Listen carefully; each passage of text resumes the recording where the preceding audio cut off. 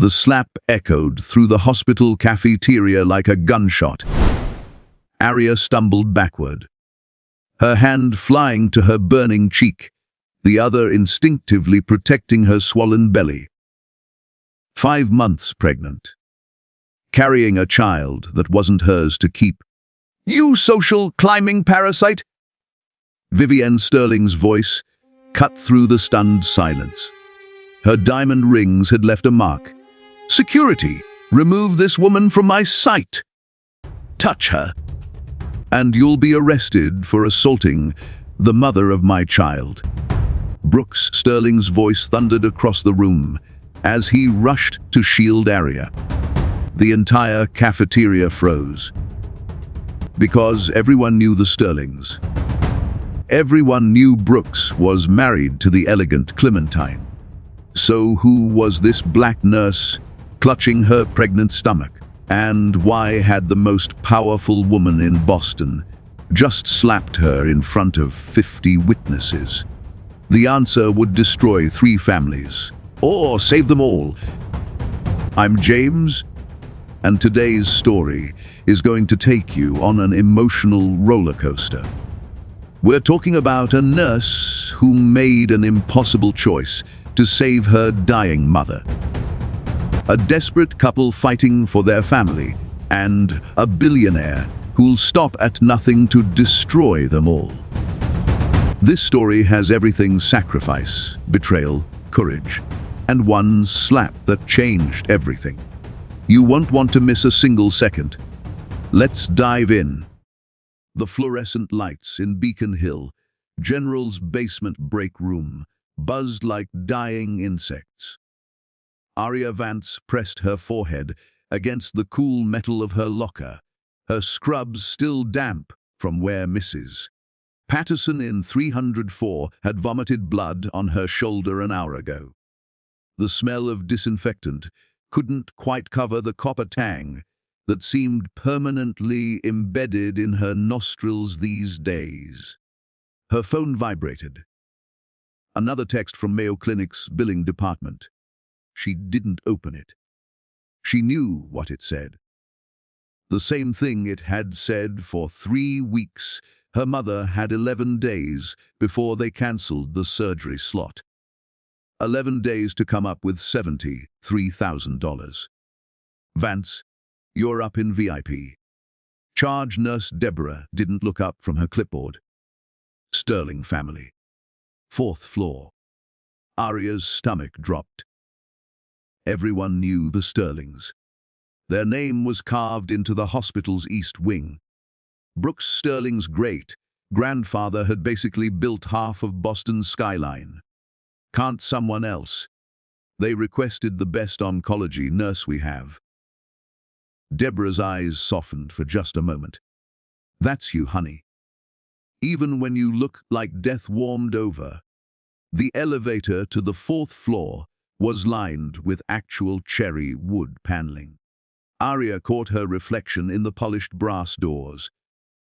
Dark circles under her eyes. Her natural hair pulled back so tight her temples ached. She looked exactly like what she was. A woman running on 3 hours of sleep and gas station coffee. The VIP wing didn't smell like a hospital. It smelled like expensive perfume and fresh flowers. The floors were real Italian marble. Aria's sneakers squeaked against them, announcing her arrival like an alarm.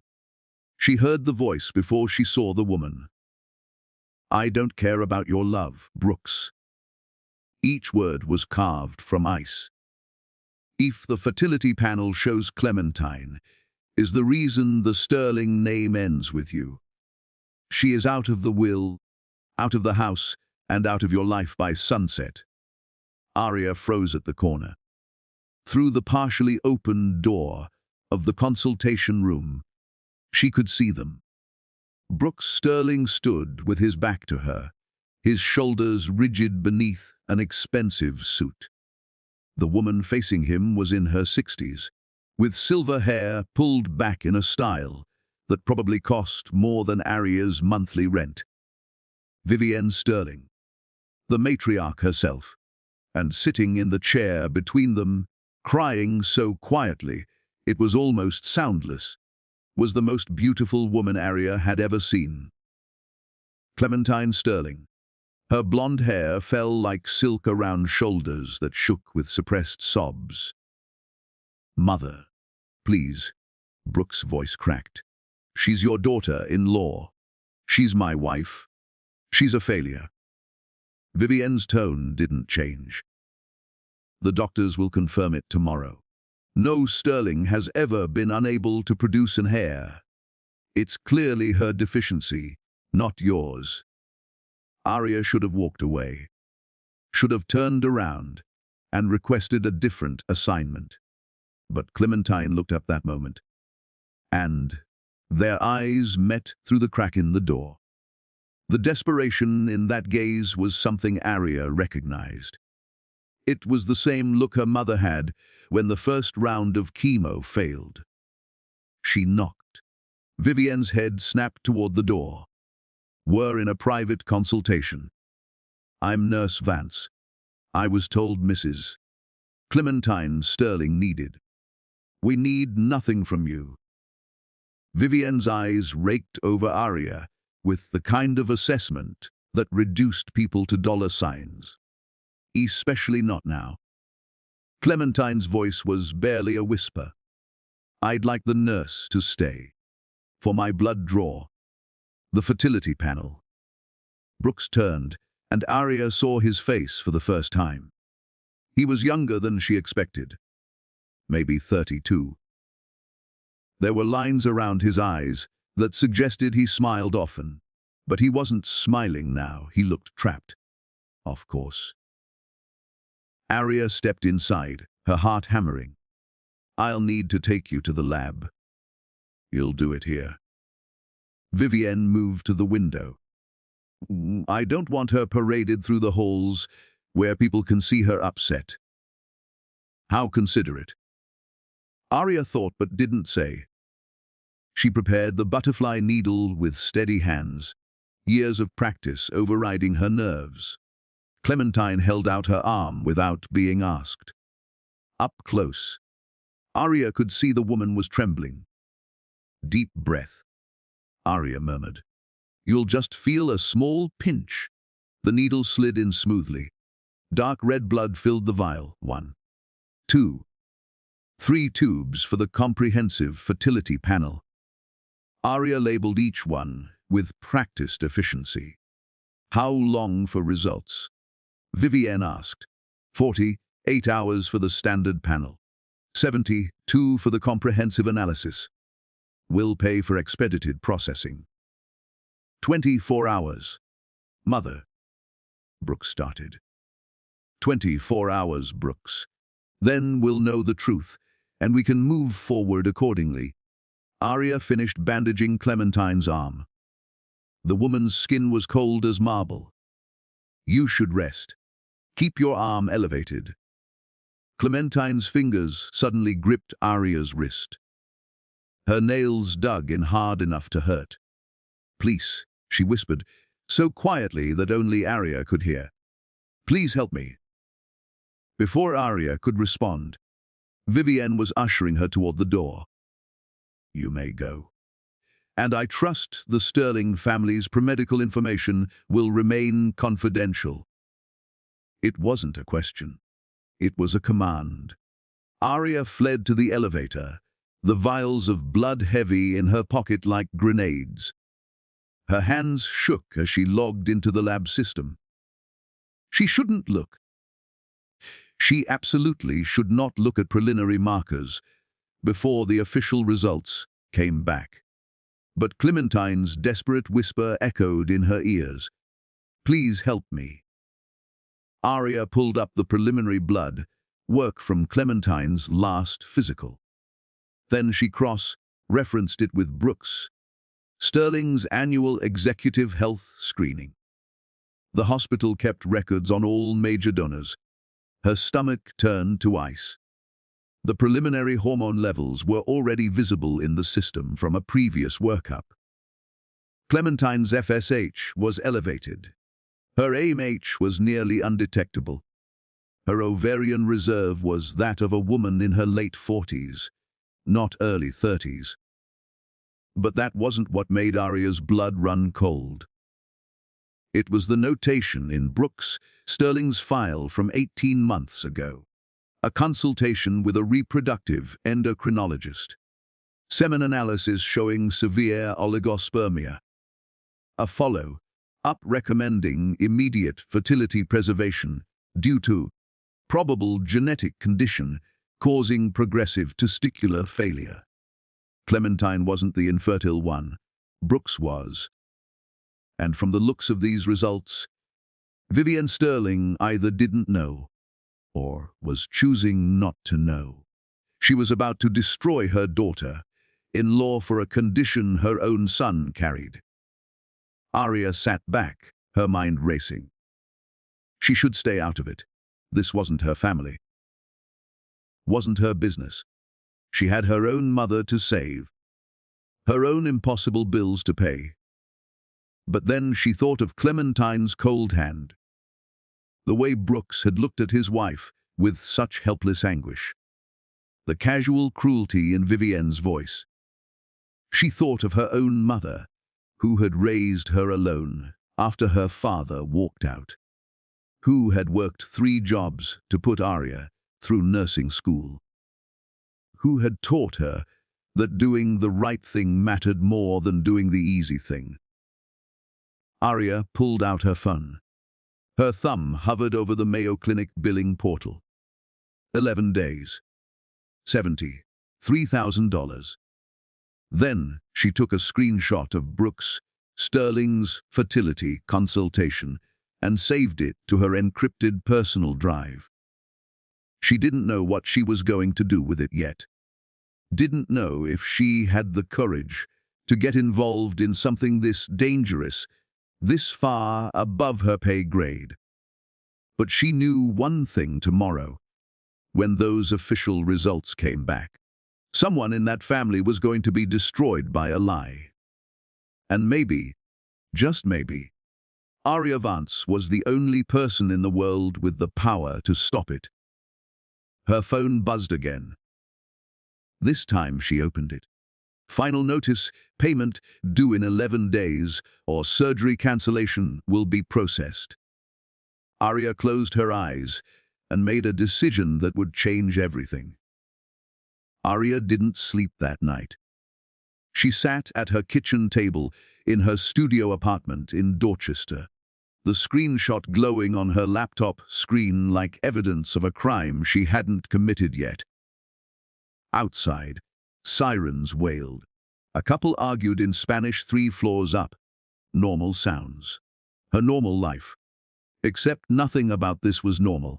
At 6:47 a.m., her phone rang. Unknown number, Nurse Vance. The voice was male-controlled, but she could hear the fracture underneath. This is Brooks Sterling. I need to speak with you. In person.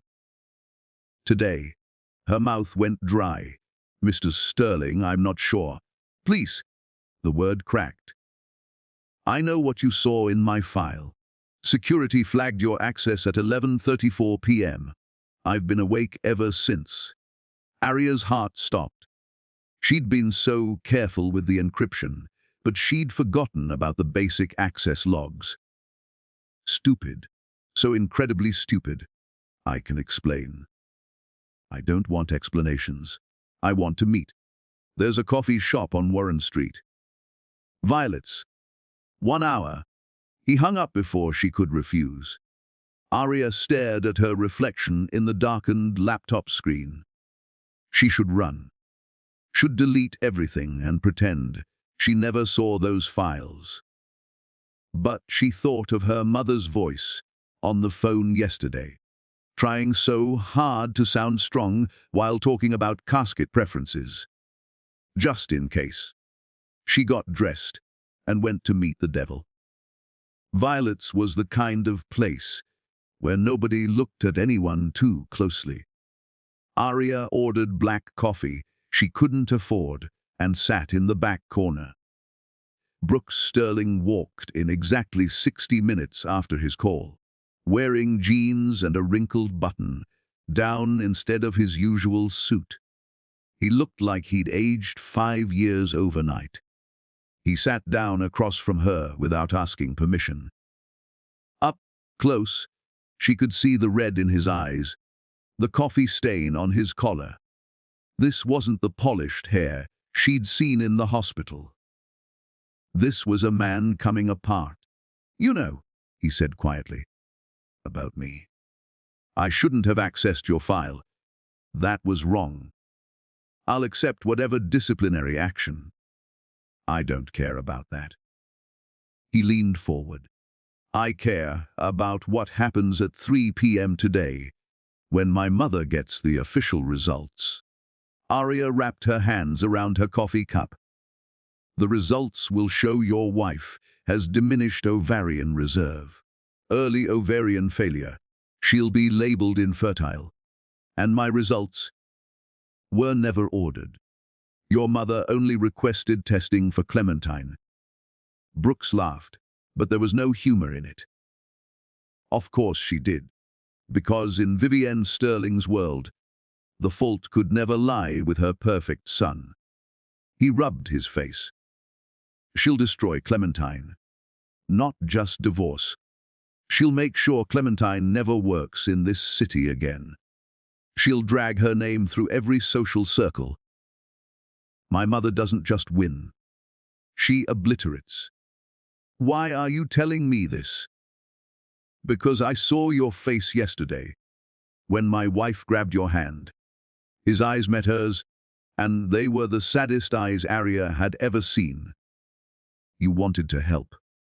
I could see it. And I'm desperate enough to ask why." Aria shouldn't answer. Should walk away right now. But instead she heard herself say, "Because your mother reminded me of insurance adjusters who keep denying my mother's cancer treatment. People who hold all the power and use it like a weapon." Brooks went very still. "Your mother is sick. Stage 3 pancreatic cancer. She has 11 days before Mayo Clinic gives her surgery slot to someone else. $73,000 I don't have." Aria looked away. "So I understand what it's like to watch someone you love be destroyed by things outside your control." The silence stretched between them. Outside, a bus hissed to a stop. A child laughed. Life going on like the world wasn't ending for both of them. "I can't change the results," Aria finally said. "Even if I wanted to. The lab is independent. Multiple people verify the data. And even if I could, it wouldn't change the truth. Your wife can't have children. Neither can you. Your mother will find out eventually." "I know." Brooks' voice was barely audible. "But I need time. Time to protect Clementine. To move assets into her name that my mother can't touch.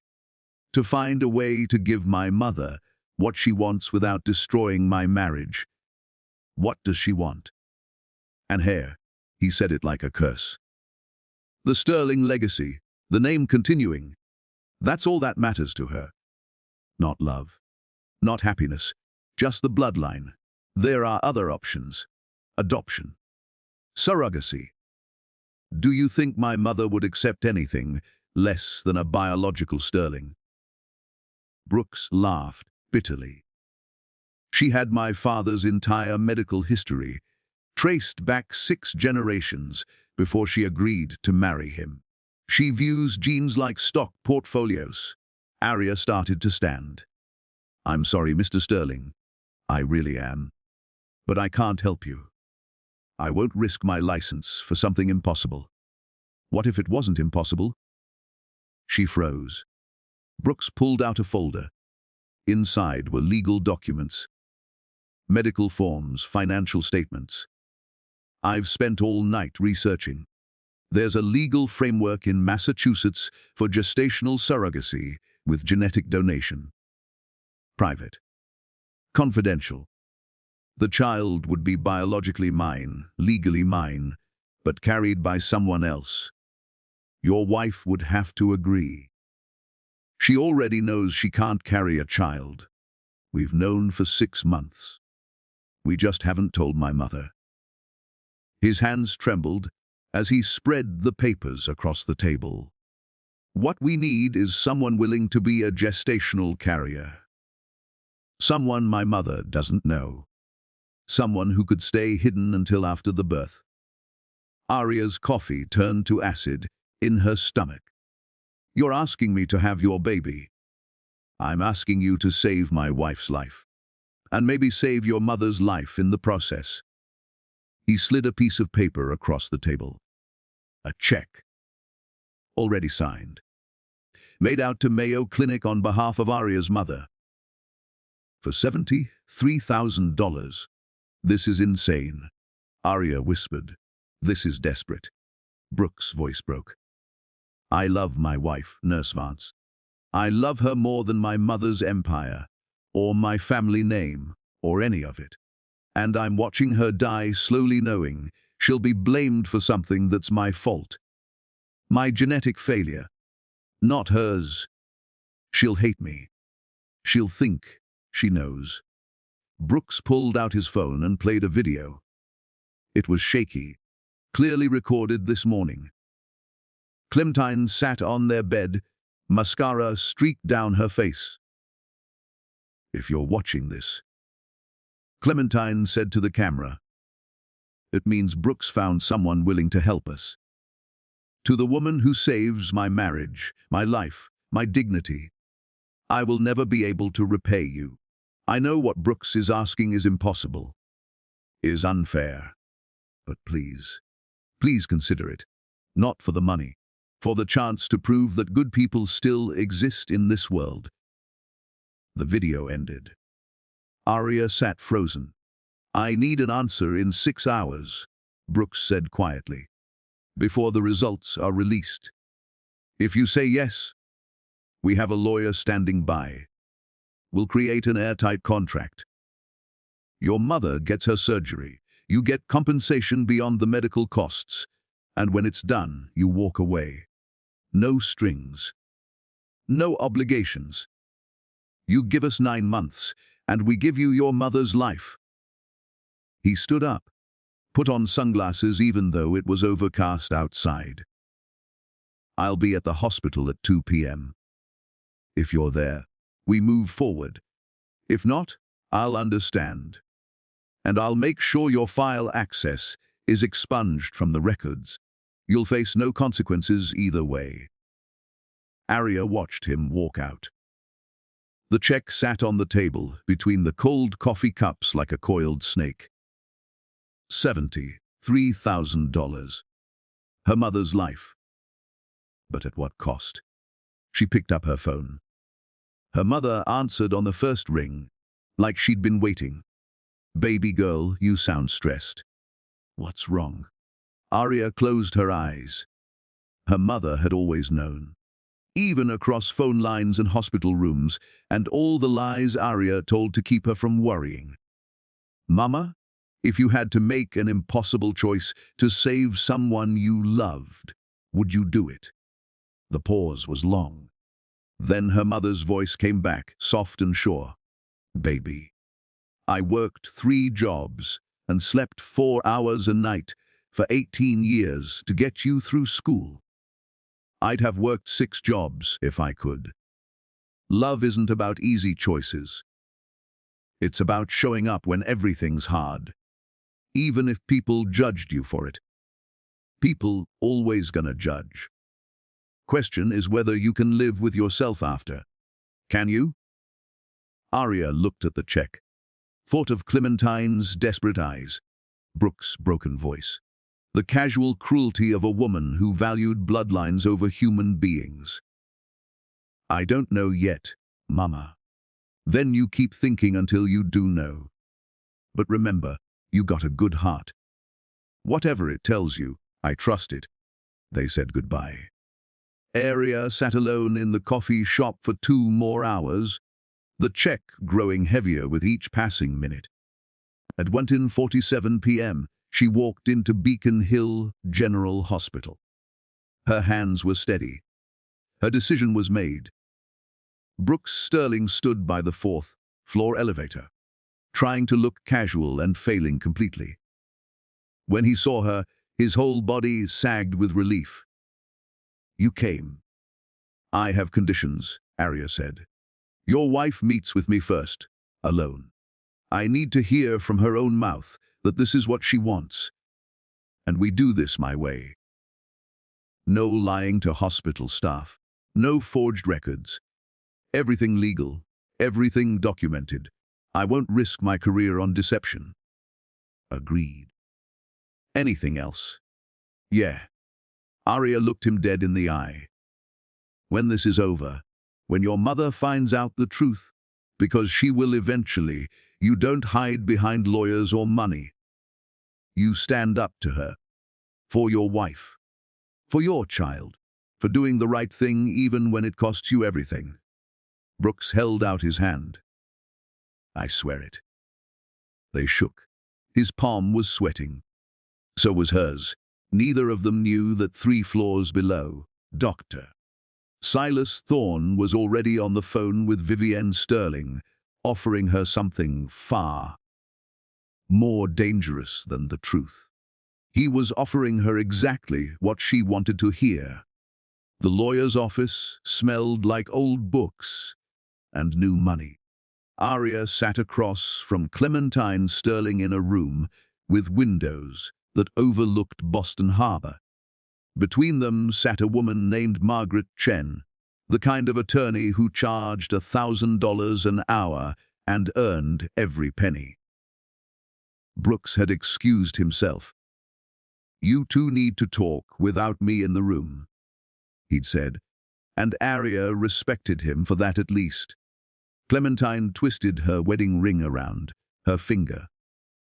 Up close, without the weight of Vivienne's presence, she looked younger, fragile, like a porcelain doll someone had cracked and glued back together imperfectly. "I know what you must think of me," Clementine said finally. Rich woman. Too weak to stand up to her mother, in law. Too desperate to have dignity. "I'd think that," Aria said honestly. "I think you're trapped." "I am." Clementine's voice was barely a whisper. "I've been trapped since the day I married into this family. Vivienne made that clear from the beginning. I wasn't Brooks' wife. I was the vessel for the next generation of Sterlings. When the doctors told me about my condition 6 months ago, I knew my marriage had an expiration date. Does Brooks know?" "That you've known for 6 months?" "Of course. We've been trying to figure out a solution. Adoption. Donor eggs. Surrogacy. But Vivienne has spies everywhere. Our own family doctor reports to her." Clementine finally met Aria's eyes. "I know this is wrong. Asking you to carry our child. Putting this burden on you. But I'm out of options and out of time." Margaret Chen cleared her throat. "Before we proceed, I need to ensure both parties understand the legal framework.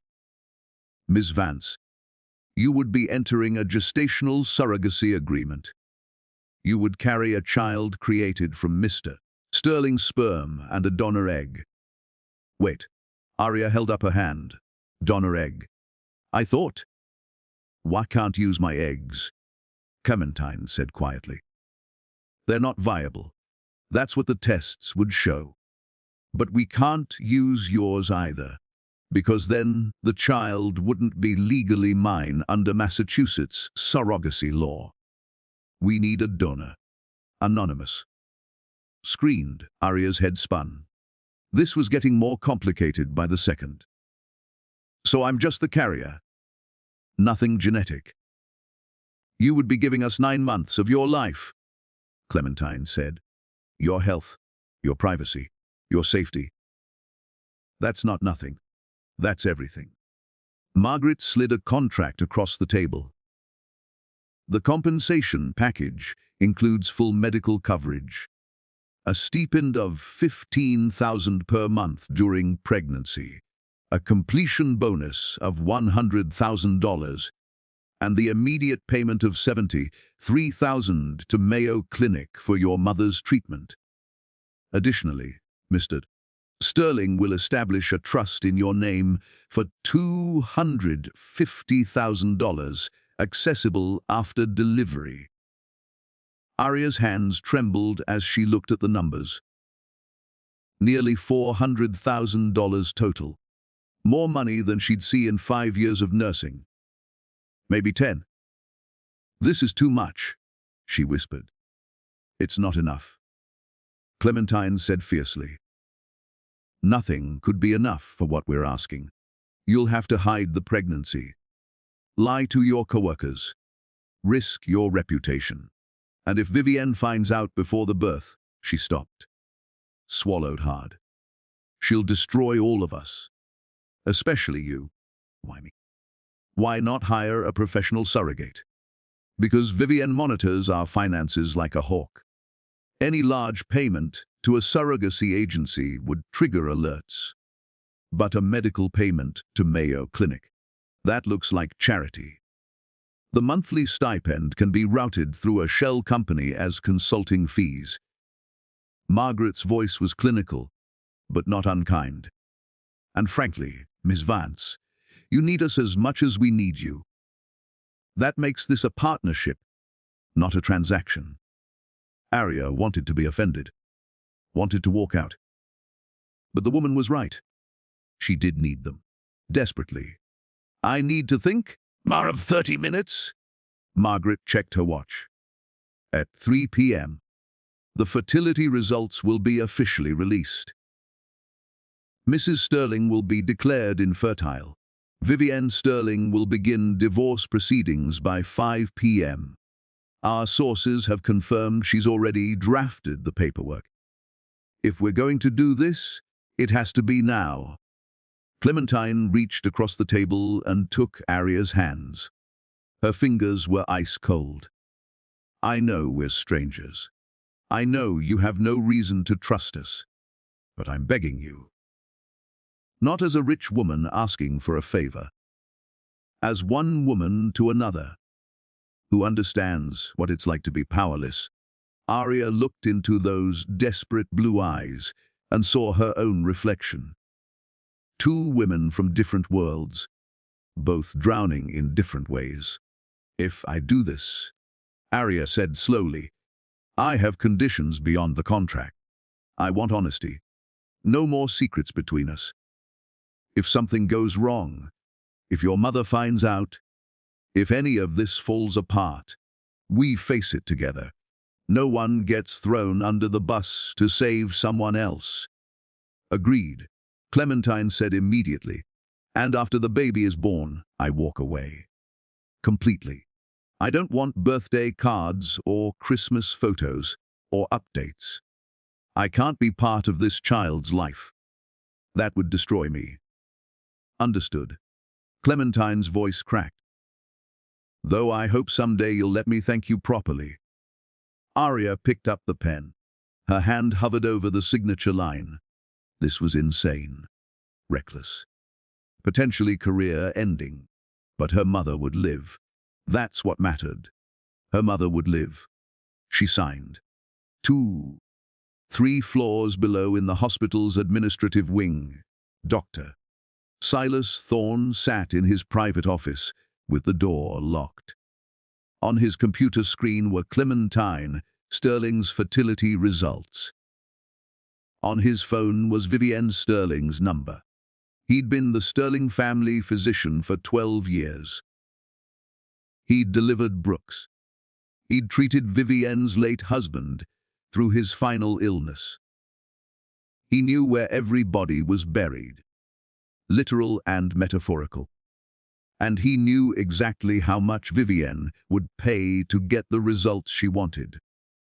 "The tests are conclusive," he said when she answered. "Clementine is infertile. Early ovarian failure. No chance of natural conception. Send me everything." Vivienne's voice was sharp with satisfaction. I want every page of that report. There's something else. Silas pulled up Brooks' file, the one he'd carefully kept from Vivienne's previous investigations. I ran some additional tests. Routine screening. It appears Brooks has some minor hormonal irregularities.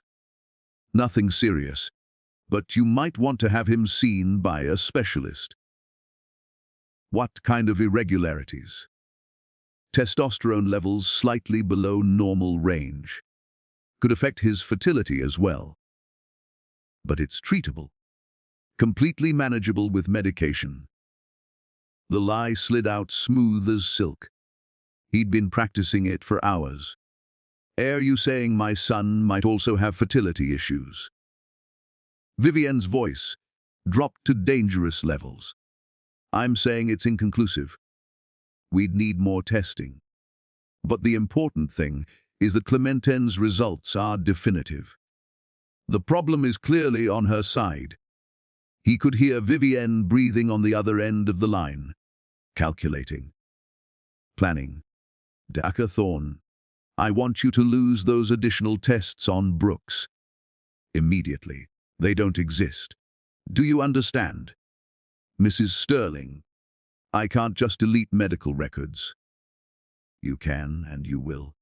Or perhaps the medical board would be interested to know about your creative prescribing practices for certain clients who enjoy recreational pharmaceuticals. Silas's blood ran cold. She knew. Of course she knew. Vivienne Sterling knew everything. The records will be deleted within the hour, he said. Good. And Silas. I'll need you to testify if this goes to court. About Clementine's deception.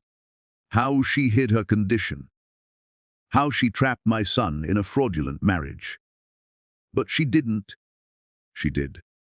And you'll confirm it. Or we'll have problems. Are we clear?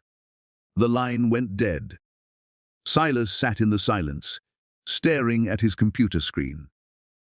He'd been treating Brooks since the young man was 8 years old. He'd watched him grow up.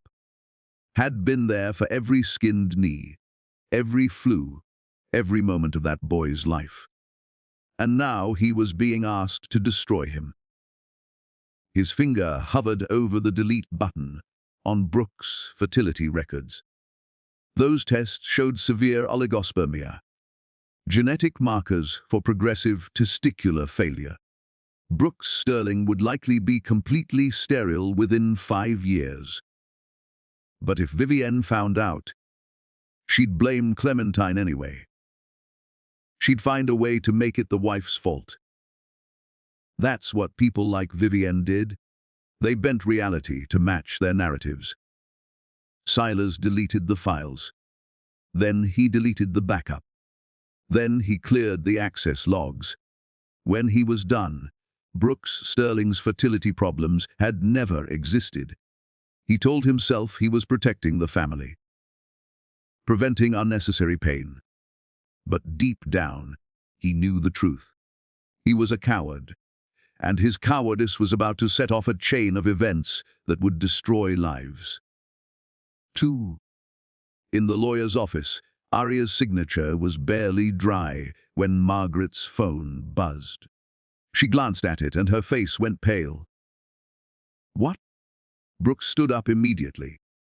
What happened? The results were released early. Someone leaked them. Margaret turned her laptop around. On the screen was a medical document. Clementine's fertility panel, stamped with bright red letters, Confrontation. That's not possible, Brooks said. Those were supposed to be sealed until... Your mother has connections in every department. Clementine's voice was eerily calm. She probably paid someone to rush them, or maybe our family doctor did it for her. Dr. Thorne. Aria frowned. He seemed professional when I met him. Silas Thorne has been in my mother-in-law's pocket since before I married Brooks. Clementine stood up, smoothing her dress.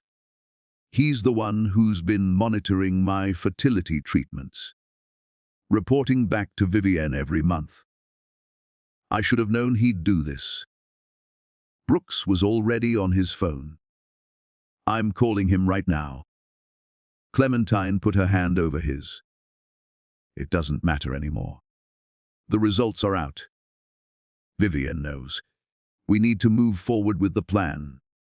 But we just signed the contract 10 minutes ago, Aria said. The egg retrieval hasn't even happened yet. The embryo transfer is weeks away. How do we explain a pregnancy that doesn't exist? Margaret was already typing. Why buy time? I'll file an emergency injunction preventing Mrs. Vivienne Sterling from taking any action based on medical records obtained through illegal means. That'll give us a few days, maybe a week if we're lucky. And then what? Aria's voice rose. Eventually, someone's going to notice I'm not pregnant. You can't fake 9 months. We don't need 9 months. Clementine's eyes were hard now. Determined. We need 6 weeks. Enough time to do the embryo transfer and confirm pregnancy. Once there's a verified pregnancy, with genetic testing showing Brooks as the father, Vivienne will have to back down. An heir is an heir, unless she finds out the baby isn't biologically yours, Aria said. She won't. We'll make sure of it. But even as Clementine said it, Aria saw the fear in her eyes. They were all terrified, all in too deep, all praying that a man named Dr. Silas Thorne wouldn't destroy them before they had a chance to save themselves. What none of them knew was that Dr. Thorne was just finishing his 3rd phone call of the day. This one to a private investigator. I need deep background on a nurse at Beacon Hill General, he said quietly. Aria Vance. Everything, family, finances, medical history, weaknesses. I need it yesterday. Because Vivienne Sterling had given him one more assignment. Find out who was helping Brooks and Clementine hide something. She could smell deception, like a shark smelled blood. And Dr. Silas Thorne knew better than to fail Vivienne Sterling twice. The trap was being set. Aria had just walked into the center of it. And time was running out. The fertility clinic was in Cambridge, far enough from Beacon Hill that no one from Vivienne's social circle would accidentally see them. Aria sat in the waiting room, holding a clipboard full of medical forms, her leg bouncing with anxiety. Across from her, a couple in their 40s held hands and whispered encouragement to each other. Normal people doing this for normal reasons. She was doing it to outsmart a billionaire and save her mother's life. Brooks had stayed behind to run interference with his mother. Margaret had filed the injunction that morning. Vivienne's lawyers were fighting it, but it bought them 72 hours. Clementine sat beside Aria, wearing oversized sunglasses and a baseball cap like a celebrity, trying to go incognito. This is the strangest day of my life, Aria muttered. Just wait, Clementine said. It gets stranger. A nurse called them back. The reproductive endocrinologist, Dr. Yuki Tanaka, was a tiny woman with sharp eyes and an efficiency that made Aria feel instantly comfortable. She didn't ask questions about why a black nurse was carrying a baby for a white couple. She just laid out the facts. We have 5 embryos from the donor egg and Mr. Sterling's sperm, all genetically tested, all viable. I recommend transferring 2 to increase chances of success. Dr. Tanaka looked at Aria over her glasses. Your medical history is excellent. You're young, healthy, No previous pregnancies, but no indicators of infertility. Success rate for someone your age is approximately 65% per transfer cycle. And if it doesn't work the first time, Aria asked, we try again. But let's be optimistic. Dr. Tanaka smiled. Your hormone levels are perfect. You respond well to fertility medications. I've seen worse odds succeed beautifully. The embryo transfer itself took 20 minutes. Aria lay on the exam table, staring at the ceiling tiles while a doctor she'd met an hour ago placed 2 microscopic clusters of cells into her uterus. Cells that were half Brooke Sterling, half an anonymous egg donor who'd been paid $20,000 and would never know what came of her contribution. All done, Dr. Tanaka said. Rest here for 30 minutes. Then you're free to go. No heavy lifting for 48 hours. The pregnancy test is in 2 weeks. 2 weeks to find out if her life was about to change forever. Clementine drove her home in a black Mercedes with tinted windows. They didn't talk much. What was there to say? They'd crossed a line together that couldn't be uncrossed. The Mayo Clinic called. Clementine said, as she pulled up to Aria's apartment building, your mother's surgery is scheduled for next week. They're flying in their best pancreatic specialist from Rochester. Aria's throat closed up. Thank you.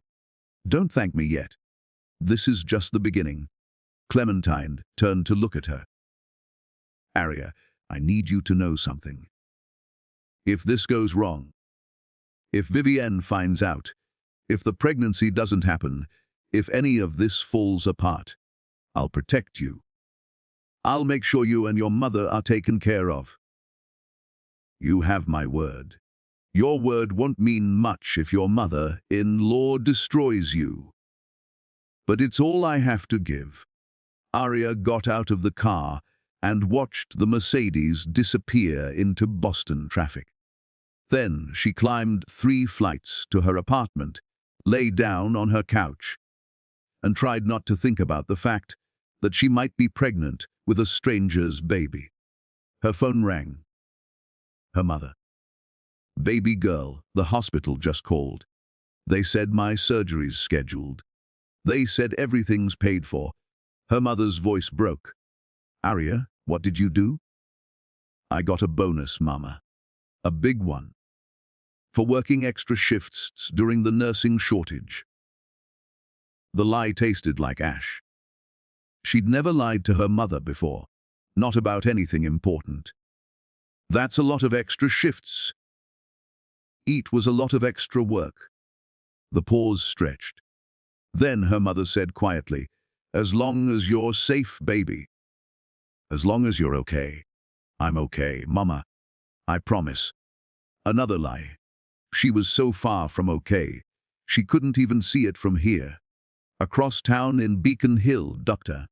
Silas Thorne sat in his home office, reviewing a file that had cost him $5,000. The private investigator had been thorough. Aria Vance, 28 years old. Oncology nurse for 4 years. Excellent employment record. No criminal history. No debt beyond student loans and her mother's medical bills. No romantic entanglements. No social media presence beyond a dormant Facebook account. She was clean. Too clean.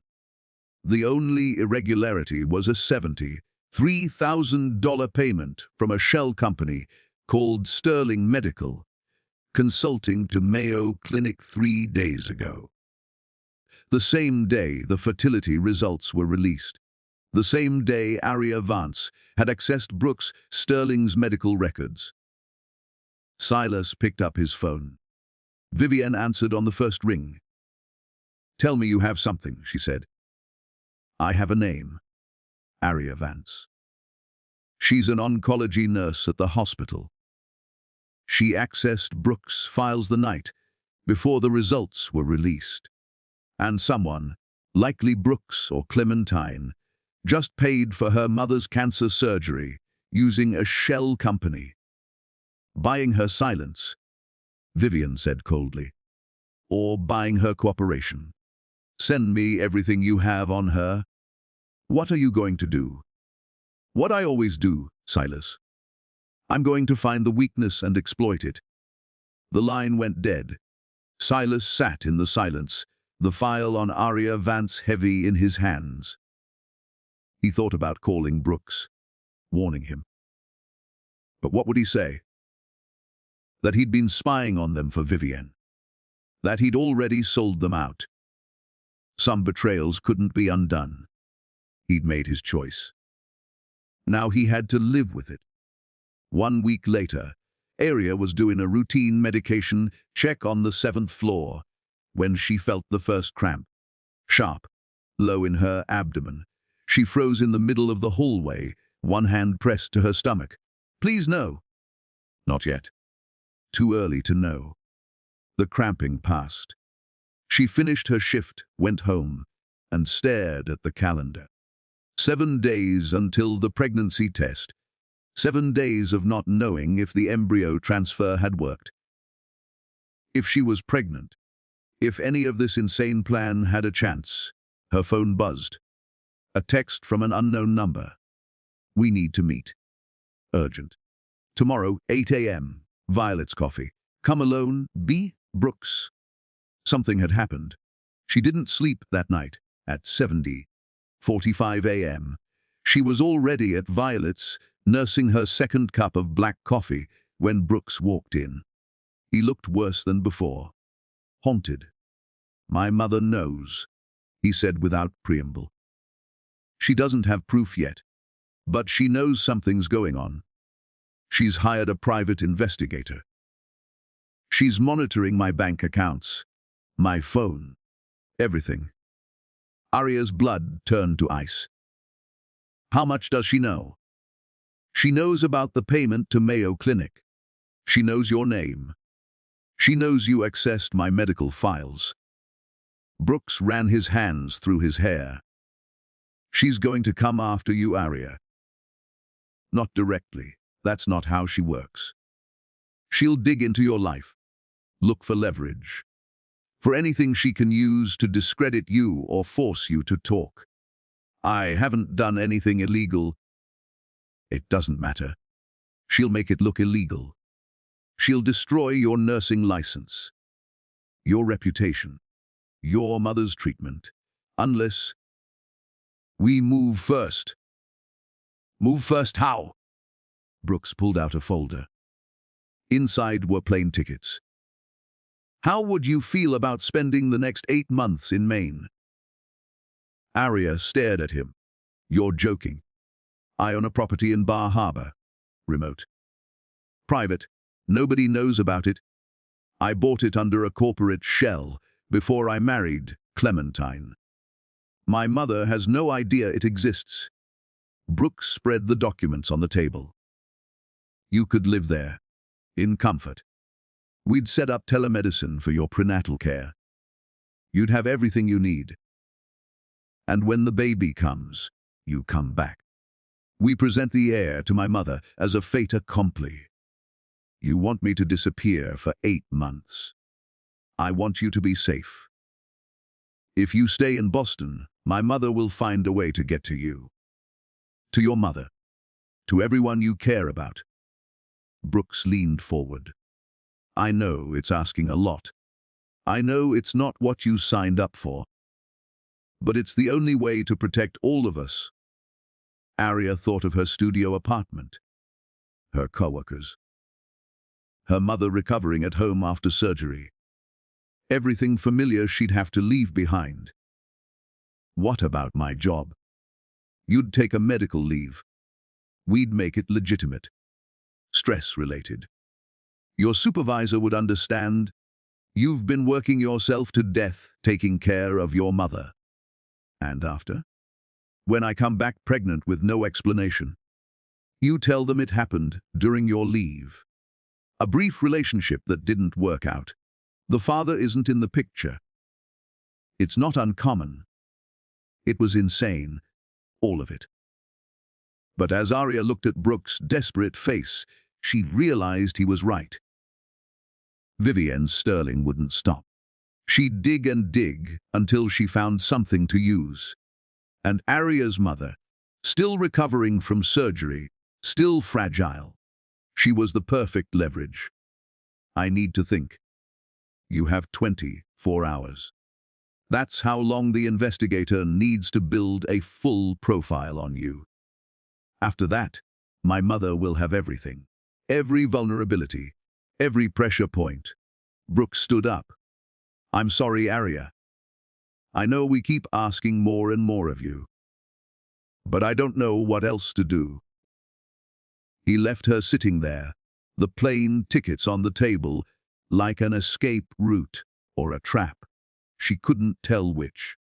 That afternoon, Aria went to visit her mother at the recovery center.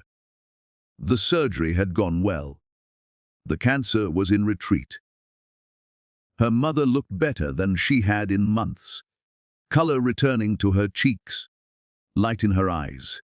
You've been quiet, baby girl, her mother said, holding Aria's hand. Something weighing on you? Aria wanted to tell her everything.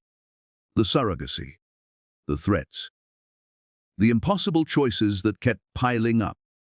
But her mother was healing, finally healing. She couldn't burden her with this. Just tired, Mama. Been a long few weeks. Her mother studied her with those all-knowing eyes. You remember what I told you when you were little, about the difference between running away and running toward something. You said running away is fear. Running toward is faith. That's right. Her mother squeezed her hand. So whatever decision you're facing, ask yourself, what are you running toward? If it's something good, something that matters, then don't let fear stop you. Aria kissed her mother's forehead and left before the tears could come. That night, she packed a single suitcase. In the morning, she texted Brooks a single word, yes. 3 days later, Aria Vance disappeared from Boston. Her co-workers were told she'd taken an extended leave for family reasons. Her apartment sat empty. Her mother thought she was on a nursing contract in Portland, and in a house overlooking the rocky coast of Maine. Aria waited for her pregnancy test while Vivienne Sterling's investigator reported back that the trail had gone cold. But trails never stay cold forever. And secrets buried in small towns have a way of surfacing, especially when the person digging has unlimited resources and no conscience. Dr. Silas Thorne made his final call to Vivienne from his locked office. I found something, he said. A fertility clinic in Cambridge. Brooks was there 2 weeks ago. I pulled some favors. They did an embryo transfer. But here's the interesting part. The patient wasn't Clementine. Who was it? The records are sealed. But I have a source who saw them leave together. Brooks Sterling and Aria Vance. The nurse. The silence on the other end of the line was more terrifying than screaming. Find her, Vivienne finally said. I don't care what it costs. Find that nurse. Find out what they're hiding. And bring me proof I can use. The house in Bar Harbor sat perched on a cliff like a secret waiting to be discovered. Aria stood at the floor, stood sealing windows, watching the Atlantic Ocean crash against the rocks below. Behind her, the house stretched out in uncomfortable luxury. Granite countertops, heated floors, a bathtub the size of her entire Boston bathroom. It felt like a prison made of marble and good intentions. Her phone buzzed. A text from the local clinic where she'd had her blood drawn that morning. Congratulations. HCG levels confirm pregnancy. Estimated 4 weeks. Schedule follow-up in 2 weeks. She was pregnant. Aria sank onto the leather couch, her hand automatically moving to her still, flat stomach. Inside her, cells were dividing. A heart would start beating in a few weeks. A person was being created from a transaction. A desperate bargain. A lie built on top of other lies. She called Clementine. They'd agreed to use encrypted apps. Burner phones, nothing traceable. The paranoia had become routine. It worked. Aria said when Clementine answered, "I'm pregnant." The sound that came through the phone was half sob, half laugh. "Oh, God." Oh, thank God. Are you okay? "I don't know." Clementine's voice was shaking. "I should be happy. This is what we wanted. But all I can think about is that you're carrying my baby and I'm not. You'll feel the first kick. The first hiccup. All the moments I'll never have." Aria's throat tightened. "I'm sorry." "Don't apologize. You're giving me everything. I'm grieving something I never had. Does that make sense?" Yeah. It does. They sat in silence. Two women connected by a secret growing in one of their bodies, separated by 200 miles and a lifetime of circumstances. "Vivienne is getting worse," Clementine finally said. "She's convinced Brooks is hiding something. She's cut off half his trust fund. She's demanding he fire Silas Thorne for incompetence because the fertility tests didn't show her what she wanted. She's spinning out of control." What does Brooks say? He's trying to manage her, keep her focused on the business.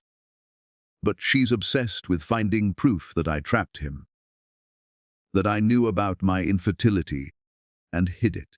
She won't let it go. Aria walked to the window, watching seagulls circle in the grey sky. "How long can we keep this up?" 7 more months. Then we come back with a baby and genetic proof that Brooks is the father. She'll have to accept it. Will she, though? Or will she just dig deeper until she finds the truth?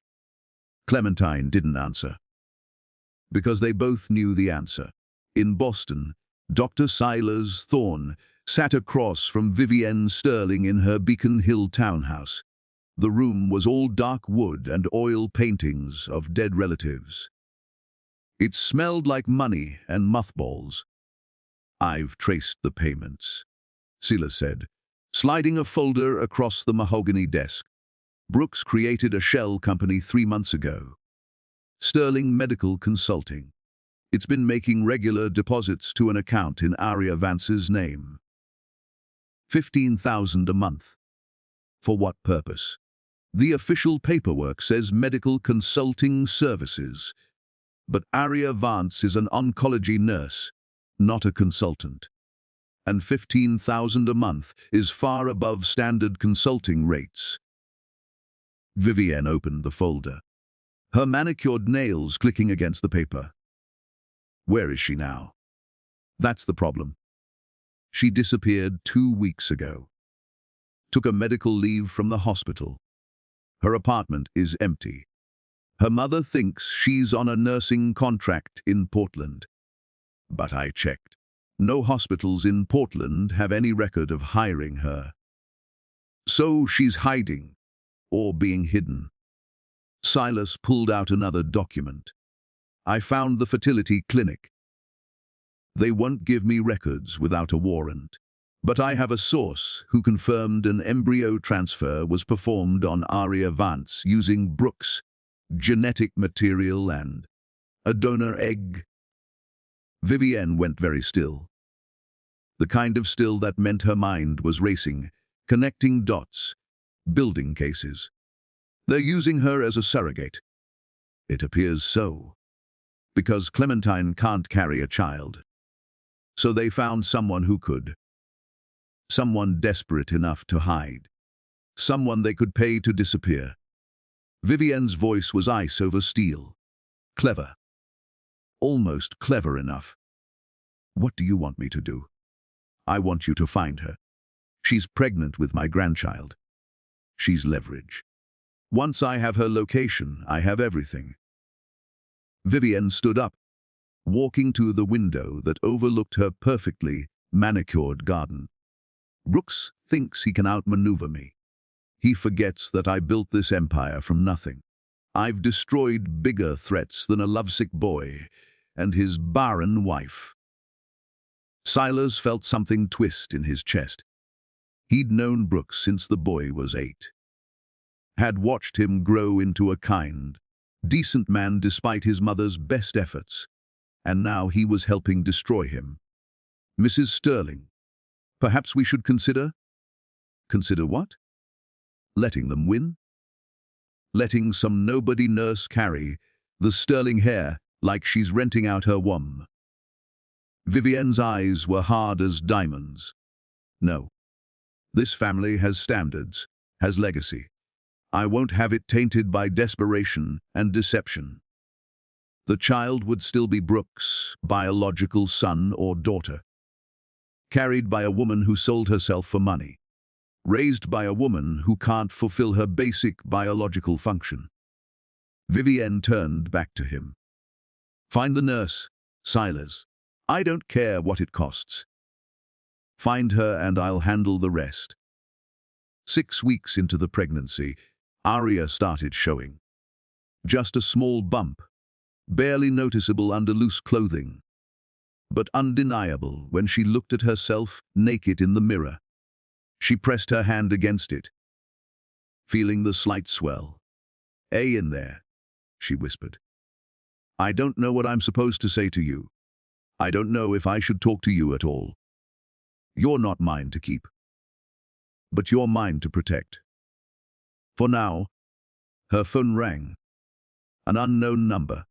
She almost didn't answer, but something made her pick up. Aria Vance. The voice was male professional unfamiliar.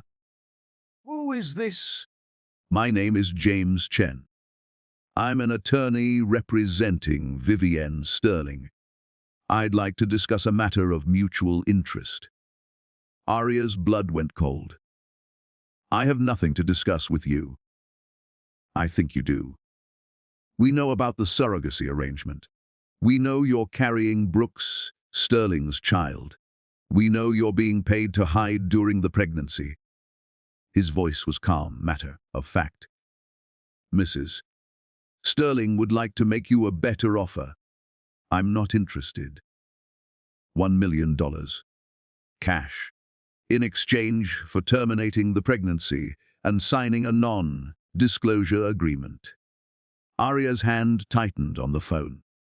You're asking me to get an abortion. We're offering you a way out of a complicated situation. You're young. You have your whole life ahead of you. Is 9 months of your life worth destroying your career, your reputation, your future? Because that's what will happen when this comes to light. The press will destroy you. They'll call you a homewrecker, a gold digger. They'll make your life hell. How did you get this number? Mrs. Sterling has resources, connections. It would be wise not to underestimate her. He paused. You have 48 hours to consider the offer. After that, things get much more difficult for everyone involved. The line went dead. Aria sat on the bathroom floor, shaking. She called Brooks immediately. They found me, she said when he answered. Your mother's lawyer just called. He offered me $1 million to terminate the pregnancy. The silence on the other end was deafening. Brooks, are you there? I'm here. His voice cracked. I'm so sorry. I thought we had more time. I thought you'd be safe there. How did she find me? I don't know. Phone records, maybe. Credit card trails. My mother has investigators' lawyers. People who do nothing but dig up dirt for a living. He took a shaky breath. What did you tell them? I hung up. But Brooks, they're threatening me. They said they'll destroy my reputation, make the press. They won't. I won't let them. But Aria, listen to me very carefully. Do not engage with them. Don't answer calls from numbers you don't know. Don't go anywhere alone. I'm sending private security to Bar Harbor tonight. Security. Brooks, this is insane. My mother is insane. And she's desperate. That makes her dangerous. His voice hardened. I should have anticipated this. Should have protected you better. What are we going to do? We're going to fight. And we're going to win. Because the alternative is unthinkable. After he hung up, Aria sat in the silence of the two, big house, one hand on her growing stomach. Somewhere in Boston, a woman with unlimited resources and no conscience was planning her next move. And Aria was alone in Maine with a secret that was getting harder to hide every day. The security team arrived that night. Two former Marines, named Marcus and Jennifer, who moved into the guest house and started doing perimeter checks like Aria was a foreign dignitary instead of a pregnant nurse hiding from a billionaire. This is ridiculous, Aria said when Jennifer explained the new protocols. I'm not in witness protection. No, Mom. You're in something potentially more dangerous. A woman with Mrs. Sterling's resources can make people disappear if she wants. We're here to make sure that doesn't happen. That night, Aria couldn't sleep. She stood at the window watching the ocean, wondering how her life had gone from simple to surreal in the space of 2 months. She thought about her mother, recovering in Boston, still believing Aria was on a nursing contract. She thought about Clementine, waiting in desperation for a baby she'd never carry. She thought about Brooks, caught between the family he was born into and the family he was trying to create. And she thought about the life growing inside her. Person who didn't ask to be part of this mess, who deserved better than to be born from lies and legal contracts. Her phone buzzed. A text from an unknown number. Last chance, Miss Vance. Take the money, walk away, or face the consequences. Then a photo. Her mother, walking into the recovery center in Boston. Someone had been following her, watching her. The message was clear. Vivienne Sterling could get to anyone, anytime, anywhere. Aria's hands shook as she forwarded the text to Brooks. Then she double-checked every lock on every door and window. Marcus and Jennifer were outside, but suddenly that didn't feel like enough, because Vivienne Sterling wasn't just threatening Aria anymore. She was threatening the one person Aria would do anything to protect. And that changed everything. In Boston, Vivienne Sterling sat in her study, reviewing the private investigator's latest report. She had the location. She had the leverage. Now she just needed the right moment to strike. Dr. Thorne, she said into her phone, I need you to make a house call to Bar Harbor tomorrow and bring everything you need to perform a medical examination. I want proof that nurse is pregnant. Documented proof I can use in court. Mrs. Sterling, I can't force someone to submit to an examination.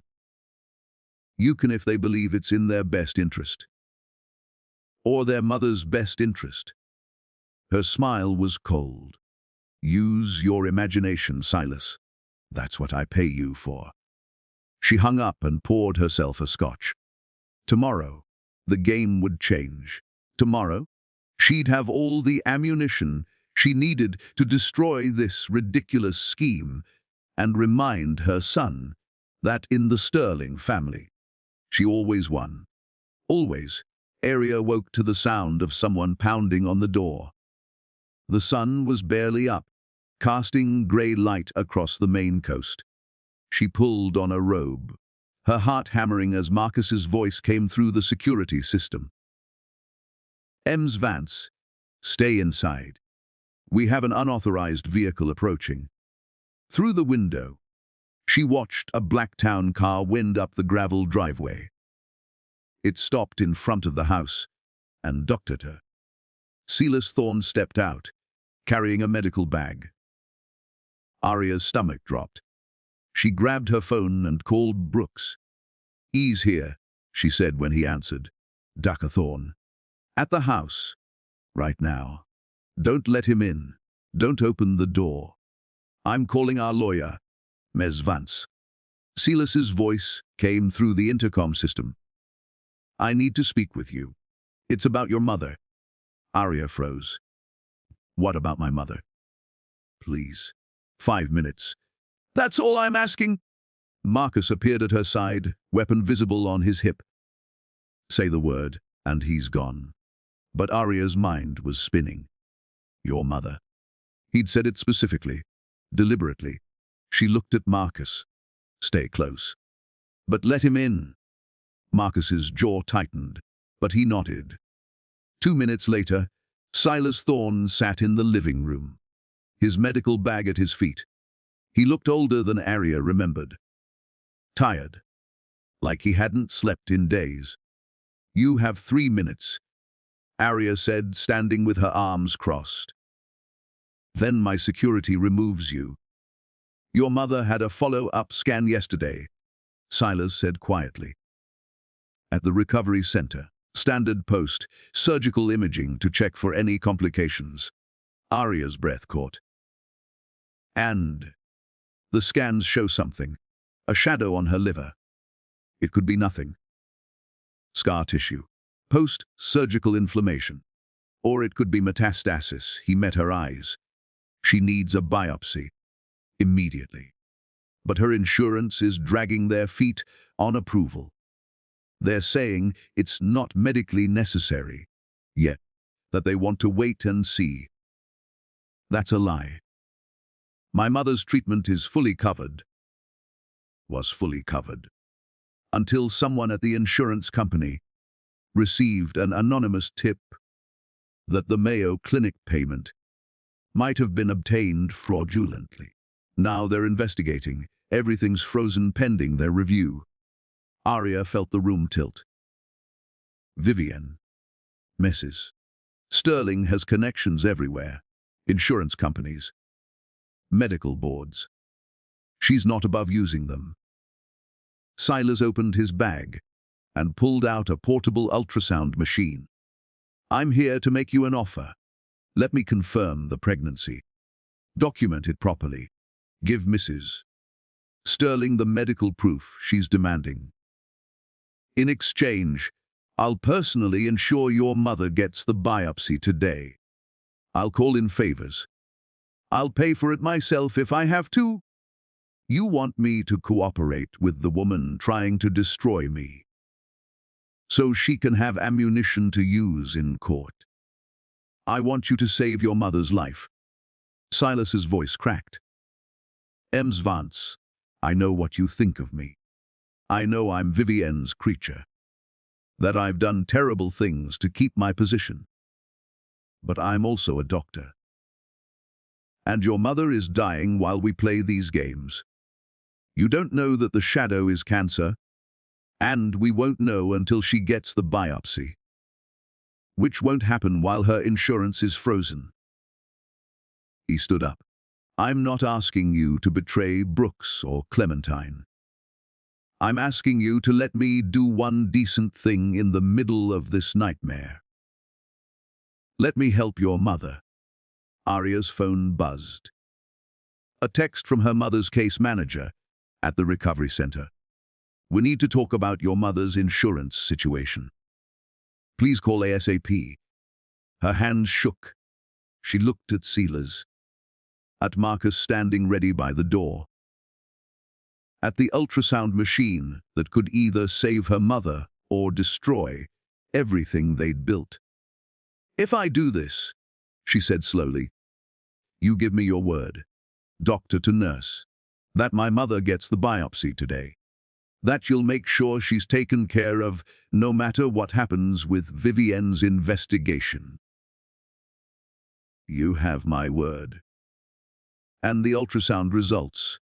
What will you tell Vivienne?" "The truth. That you're approximately 8 weeks pregnant. That the fetus appears healthy. That's all." He paused. "I won't volunteer information about the surrogacy arrangement. I won't speculate about paternity. Just the medical facts. It was a trap. Had to be." But Aria thought of her mother lying in that recovery center bed, a shadow on her liver, time running out while insurance adjusters played God. "Do it," she said. The ultrasound took 10 minutes. Silas was professional, clinical, but Aria saw his hand shake as he moved the wand across her stomach. On the screen, a tiny blob appeared, barely recognizable as human. But there was a flicker, a heartbeat. "There," Silas said quietly. "Fetal heart rate 142 beats per minute, consistent with 8 weeks gestation. Everything looks normal." Aria stared at the screen, transfixed. That was a person. A whole person growing inside her. Brooks and a stranger's genes combining to create something new. Something that would have Clementine love and Brooks protection and Aria's. What? Her body for 9 months. "I need to print these images," Silas said. "For the medical record." "Fine. But that's all you get. No other tests. No other information." He nodded and began packing up his equipment. At the door, he turned back. "For what it's worth, Miss Vance, I'm sorry for all of this. I've spent 12 years serving Vivienne Sterling, and I've watched her destroy good people for no reason other than they stood in her way. Brooks is a good man. He deserves better than her. Then why help her? Because I'm a coward." His smile was bitter. "And cowards always serve the person they fear most." He left. Aria immediately called the recovery center. They confirmed her mother's biopsy was scheduled for that afternoon. Rush processing. Doctor Thorne had already called ahead. She should have felt relief. Instead, she felt dread. 2 hours later, Brooks called. His voice was tight with controlled fury. "My mother just sent me an email. Ultrasound images. Time stamped from this morning. At the Bar Harbor House." He took a shaky breath. "She knows everything, Aria. She knows you're pregnant. She knows the timeline. She's putting the pieces together." Silas promised. Silas is her dog. He promised you what you needed to hear, so you'd cooperate. And now she has medical documentation. Brooks' voice dropped. "She's filing a lawsuit. Against me, against Clementine. Against you. Fraud. Conspiracy. Unlawful surrogacy arrangement. She's demanding custody of the baby when it's born." Aria's legs gave out. She sank onto the couch. "She can't do that. The baby isn't even born yet. She can do whatever she wants. She has unlimited money and lawyers who specialize in making the impossible happen." He paused. "But there's more. She's not just suing. She's going to the press. She's planning to release a statement tomorrow about how her daughter-in-law tricked her son into marriage, how they're using a paid surrogate to defraud the family, how I'm unfit to inherit the Sterling Empire because I've been deceiving her. Brooks, she's going to destroy all of us, Aria. You, me, Clementine. She'll make sure your nursing license is revoked. She'll make sure Clementine is painted as a scheming gold digger. She'll make sure I'm disinherited. And she'll take that baby and raise it herself as the legitimate Sterling heir. Aria pressed her hand to her stomach. What do we do? The silence stretched out. Then Brooke said something she never expected. We tell the truth, before she can twist it. We go public first. We control the narrative. Are you insane? If we tell the truth, everyone will know about the surrogacy, the arrangement, everything. Everyone's going to know anyway, when my mother's lawsuit becomes public record. At least this way, we tell our story. We explain why we did it. We make people understand that this wasn't fraud. It was love. It was desperation. It was two people trying to save their family from a tyrant. They'll crucify us. Maybe. Or maybe people will understand. Maybe they'll see my mother for what she really is. His voice strengthened. I'm done hiding Aria. I'm done letting her control my life through fear. She wants a war. She's going to get one. But we fight it in the open. With the truth. Aria thought about her mother. Who'd taught her that doing the right thing mattered more than doing the easy thing? She thought about Clementine, who'd been brave enough to ask for help, even when it cost her everything. She thought about the baby inside her, who deserved to be born into truth instead of lies. Okay, she said. We tell the truth, but we do it together. All three of us, you, me, and Clementine, united front. Agreed. I'll call our PR team. We'll schedule a press conference for tomorrow morning, before my mother can release her statement. He paused. Aria, whatever happens next, I want you to know, you're the bravest person I've ever met, and I'm sorry I dragged you into this. I walked in with my eyes open. Now let's finish it.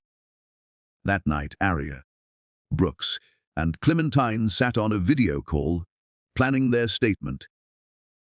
Clementine's face was pale but determined. We tell them about my infertility, she said.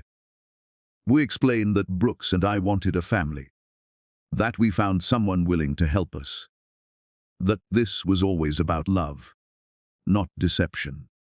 We don't mention the payment to Mayo Clinic, Brooks added. That muddies the water, makes it look transactional. But it was transactional, Aria said quietly. At least at first. I did this for my mother. For money. We can't pretend otherwise. Then we frame it honestly. Clementine said. Two families helping each other. You needed help saving your mother. We needed help creating ours. That's not shameful. That's human.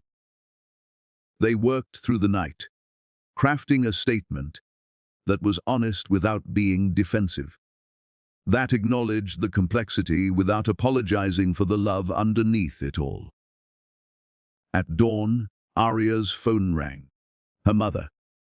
Baby girl, I need to tell you something. Her mother's voice was shaky. The biopsy came back. It's not cancer. It's just scar tissue. I'm okay. Aria closed her eyes, tears streaming down her face. Oh, thank God. Mama, I'm so glad. But honey, why did Dr. Thorne call me? Why did he say he was making sure I got the test because of complications with your situation? What's going on? What aren't you telling me? This was it, the moment Aria had been dreading. She took a deep breath. Mama, I need you to listen. And please don't hate me. I did something. Something complicated. And it's about to become very public. I'm in Maine. I'm pregnant. And the baby isn't mine to keep. The silence on the other end was crushing. Then her mother said quietly, "Tell me everything. From the beginning. No more lies." So Aria did. She told her about the Sterlings, about the surrogacy, about Vivienne's threats and the press conference planned for that morning. She told her about the impossible choices and the desperate bargains and the money that saved her mother's life. When she finished, her mother was quiet for a long time. "You did this for me," she finally said. "You sold 9 months of your life to save mine. I did it because I love you, and because I couldn't watch you die when I had the power to save you." "Oh, baby, my brave, foolish, beautiful baby." Her mother's voice broke. "I'm not mad. I'm terrified for you. But I'm not mad. I wish you'd told me. I wish you hadn't carried this alone. I couldn't burden you while you were sick. That's what mothers are for. Carrying burdens." Her mother took a shaky breath. "So what happens now?" "Now we tell the truth, and hope the world doesn't destroy us for it. Then you tell it with your head high. You did nothing wrong. You saved 2 families. Mine and theirs. That's not shameful. That's love." At 10 a.m. Eastern Time, Brooke Sterling, Clementine Sterling, and Aria Vance appeared via video link at a press conference in Boston. The room was packed with reporters. Brooks went first, his voice steady.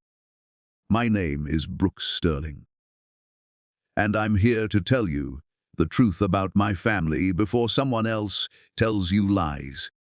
He explained Clementine's infertility, his own genetic issues, the surrogacy arrangement with Aria, the desperation that drove them to it. Then Clementine spoke, tears streaming down her face. "I can't have children. That's my reality. But I can love them. I can raise them. I can be a mother in every way except biology. And that's enough. It has to be enough." Finally, Aria. Her hand rested on her small bump, visible now under her simple dress. "I'm carrying a child for people I barely knew 3 months ago. I did it because my mother was dying and I was out of options. But I stayed because I believe in what we're doing. I believe that family is what you build, not just what you're born into. I believe that love matters more than bloodlines. And I believe that sometimes the bravest thing you can do is ask for help." The questions came like gunfire. Are you being paid? Is this legal? What about Mrs. Sterling? What happens after the baby is born? They answered honestly. Yes, there was compensation. Yes, it was legal. Yes, Vivienne was fighting them. And yes, Aria would walk away after the birth, because that was the agreement. The press conference lasted 45 minutes. When it ended, the internet exploded. Half the country called them heroes. Brave people standing up to a tyrant. Love conquering money. The other half called them frauds. A scheme to defraud an elderly woman. A surrogate selling her body. A weak man choosing a barren wife over his family legacy. And in her Beacon Hill townhouse, Vivienne Sterling watched the press conference with cold calculation. They thought they'd won by going public, by controlling the narrative. They had no idea they'd just given her exactly what she needed to destroy them all. She picked up her phone and called her lead attorney. "File the custody suit. Today. I want emergency injunctions. I want that surrogate's medical records subpoenaed. I want every text, every email, every financial transaction exposed." Her voice was ice. "And I want my son to understand that when you declare war on Vivienne Sterling, you don't just lose. You get annihilated." The real battle was just beginning. 3 months later, Aria stood in the bathroom of the Bar Harbor house, staring at her reflection. 5 months pregnant now. The bump was undeniable, round and firm under her shirt. Inside, the baby moved constantly. Little flutters that felt like butterflies trapped under her skin. She pressed her hand against the movement. Hey in there. Big day today. We're going back to Boston. The lawsuit had been grinding forward, like a machine designed to crush people. Vivienne's lawyers had filed 17 motions, emergency custody, medical record subpoenas, financial audits, each one designed to humiliate, to expose, to destroy. But something unexpected had happened after the press conference. Public opinion had shifted. Social media exploded with support. Infertility support groups rallied behind Clementine. Women's rights advocates defended Aria's bodily autonomy. Even some conservative voices argued that Brooks was protecting his family from a controlling parent. The narrative Vivienne tried to control had slipped through her fingers like water. Still, she wasn't done. She'd demanded a face-to-face mediation. All parties present. At the hospital where this whole thing started, Brooks had wanted to refuse. But their lawyers said it might be their only chance to settle before the lawsuit went to trial. So Aria was going back to Beacon Hill General. Back to where she'd first seen the Sterlings and made the choice that changed everything. The drive took 4 hours. Brooks and Clementine met her in the hospital parking garage. Clementine looked thin, worn down by months of legal battles and public scrutiny.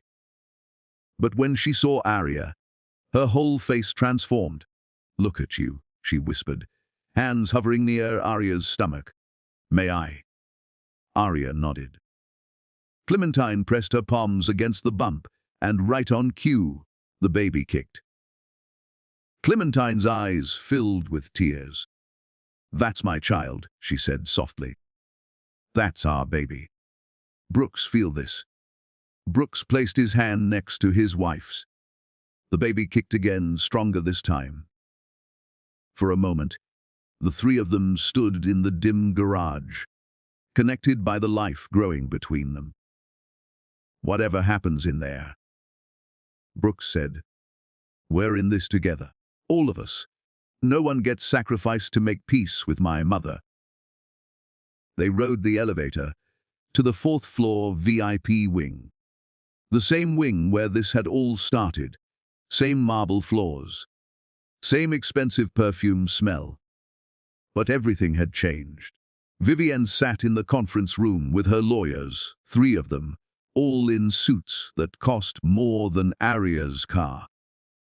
Dr.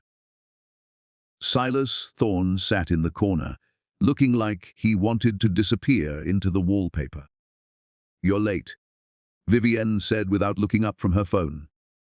"We're exactly on time," Brooks replied, holding Clementine's chair before sitting beside her. Aria sat on his other side, a united front.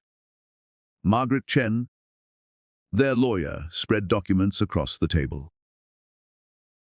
"We're here in good faith to discuss settlement terms. My clients are willing to. Your clients are willing to nothing."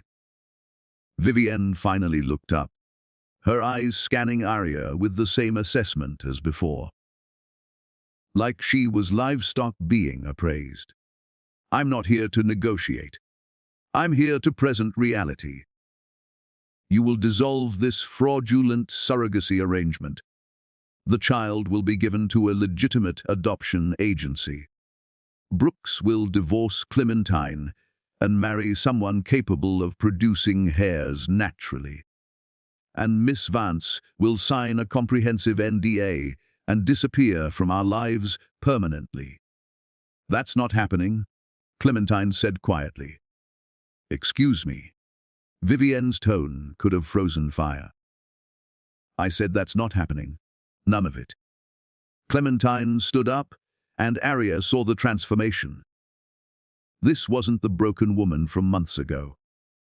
This was someone who'd found her spine.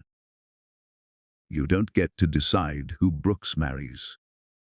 You don't get to decide what happens to our child. You don't get to terrorize people into submission anymore. Sit down, Clementine. You're embarrassing yourself? No. You're embarrassing yourself. You're a woman so obsessed with legacy that you forgot what family actually means. It's not about bloodlines or empires. It's about love. It's about showing up for people, even when it costs you everything. Vivienne stood, her chair scraping against the floor. You are nothing. A failure who trapped my son with pretty words and false promises. And when this lawsuit is over, you'll be exposed for the fraud you are. Then expose me. Clementine's voice was steady. Tell the world I can't have children. Tell them about the surrogacy. Tell them whatever you want. Because I'm done being afraid of you. Careful, dear. You forget what I can take from you. You can't take anything I'm not willing to lose. And Brooks. Clementine turned to her husband, her eyes shining. Brooks isn't yours to control anymore. He's mine. And I'm his. And we're building something you'll never understand. Because you've never actually loved anyone except yourself. The slap came so fast Aria barely saw it. 1 second Clementine was standing. The next, Vivienne's hand cracked across her face with a sound like a gunshot. Clementine stumbled back, hand flying to her reddening cheek. The room went absolutely silent. Then Aria stood up. She didn't think, didn't plan. She just moved, stepping between Vivienne and Clementine. Don't you touch her, Aria said, her voice low and dangerous. Don't you ever touch her again. Vivienne's eyes narrowed. Move aside, girl. This doesn't concern you. It absolutely concerns me. I'm carrying her child. I'm protecting her family. And I'm done watching you abuse people because you have money and they don't. You want to talk about abuse? Vivienne's voice rose. You sold your womb like a commodity. You took money to hide a pregnancy like some shameful secret. You're nothing but a... The second slap was louder than the first. Vivienne's hand connected with Aria's face, the force of it snapping her head to the side. Aria gasped, her hand automatically going to her stomach, protecting the baby even as pain exploded across her cheek. Brooks was on his feet instantly, putting himself between Aria and his mother. Security! Get security in here now! Don't you dare, Vivienne hissed. I am Vivienne Sterling. This hospital has my family's name on the East Wing. You think security is going to touch her again, and you'll be arrested for assault. The voice came from the doorway. Everyone turned. A woman in her 60s stood there, wearing a hospital badge that read, Chief of Staff, Dr. Patricia Morrison. Behind her were 2 security guards. Mrs. Sterling, I need you to step back. Doctor, Morrison said calmly. Do you know who I am? I know exactly who you are. I also know that no amount of money buys you the right to assault people in my hospital. Dr. Morrison looked at Aria. Are you all right? Aria's cheek was throbbing, her ears ringing. But the baby was moving normally. She nodded. I want to press charges, Brooks said. My mother just assaulted a pregnant woman. I want her arrested. Vivienne laughed.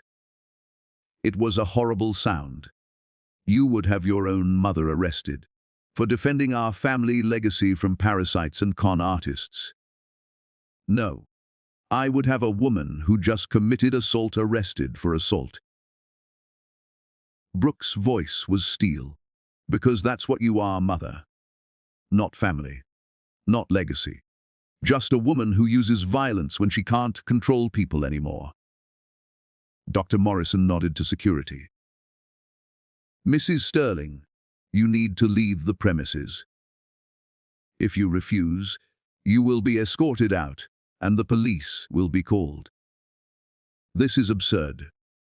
I donate millions to this hospital. And we're grateful for your family's generosity, but it doesn't give you immunity from consequences.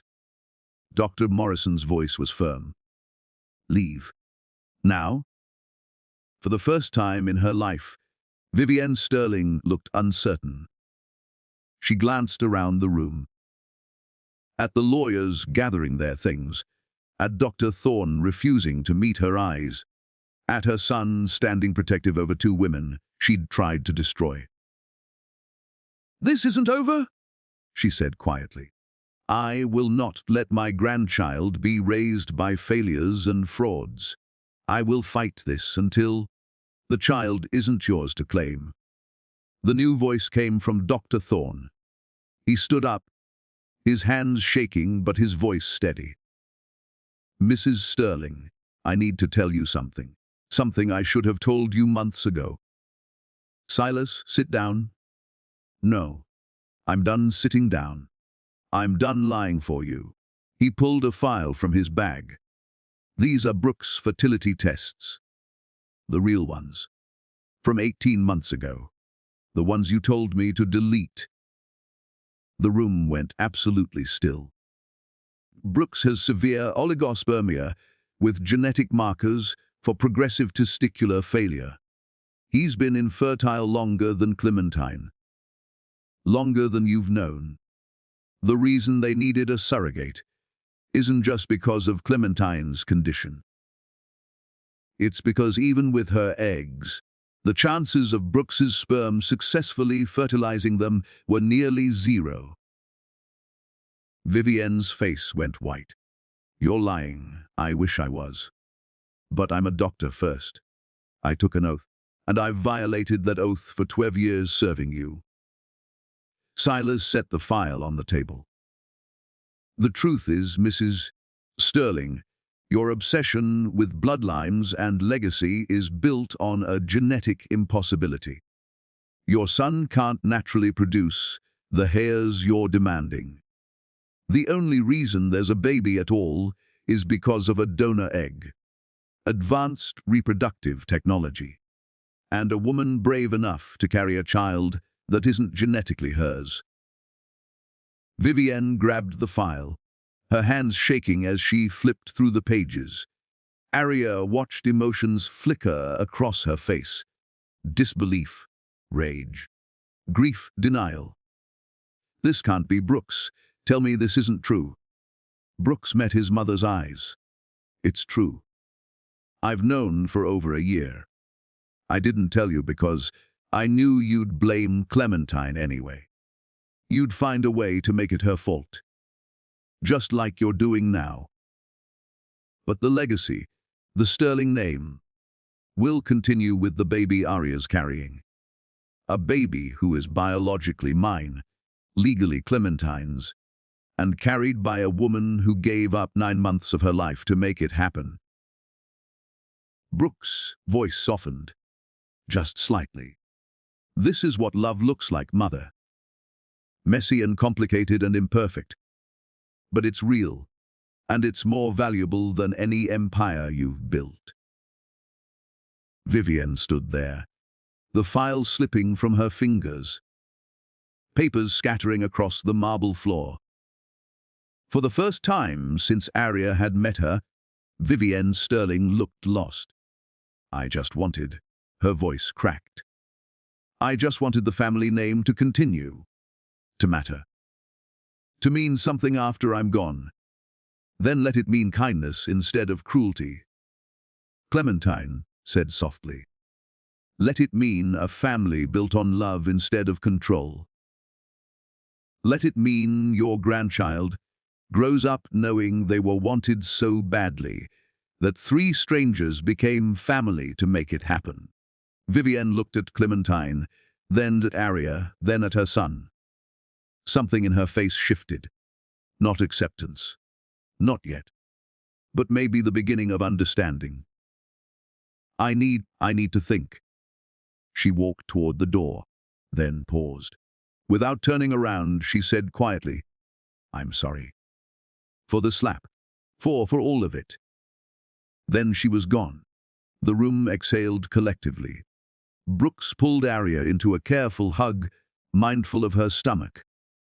Are you okay? Is the baby? We're fine. Both of us. Aria touched her still, stinging cheek. Is it weird that I feel sorry for her? Not weird. Human. Clementine joined the hug. The three of them standing together. She's spent her whole life building walls. Now she has to decide if she wants to tear them down. Dr. Morrison cleared her throat. I'll need statements from all of you for the incident report. And Ms. Vance, I'd like our obstetrics team to check you over. Just to be safe. An hour later, Aria lay on an exam table while a technician did an ultrasound. On the screen, the baby was clearly visible now. A whole person, sucking their thumb, heart beating steady and strong. Everything looks perfect, the technician said. Heart rate good. Movement normal. You've got a healthy baby in there. Aria stared at the screen, memorizing every detail. In 4 months, this baby would be born, would be placed in Clementine's arms, would become someone else's child while Aria walked away. The thought should have hurt. Instead, it felt right. Like finishing a story she'd been writing for someone else. Like giving a gift that mattered more than anything she'd keep for herself. 4 months later, on a clear October morning, Aria went into labor at Maine Medical Center. Brooks and Clementine were there within 2 hours, having chartered a helicopter the moment Aria called. The birth took 11 hours. Aria had never experienced pain like that, waves of it that threatened to split her apart. But every time she wanted to give up, she felt Clementine's hand in hers, heard Brooks' encouraging voice, remembered why she was doing this. At 14:47 a.m., a baby boy entered the world screaming his lungs out. He's perfect, the doctor said, placing the wet, furious infant on Aria's chest. Absolutely perfect. Aria looked down at the baby, at his scrunched face and flailing fists and shock of dark hair. He had Brooks' chin, the donor's nose, his own personality already shining through in the way he demanded to be heard. She whispered. I'm Aria. I carried you for 9 months, and now I'm going to give you to your real parents. Be good to them, okay? They love you so much. Then she handed him to Clementine and watched a mother meet her son for the first time. Clementine cried, huge, gasping sobs as she cradled the baby against her chest. Thank you. Thank you. Thank you. Brooks wrapped his arms around his wife and son, his own tears falling freely. He's here. He's really here. Aria watched them from the hospital bed, her body exhausted, her heart full and breaking at the same time. This was the right thing, the good thing. But that didn't make it easy. A nurse brought her paperwork, the official documents transferring parental rights.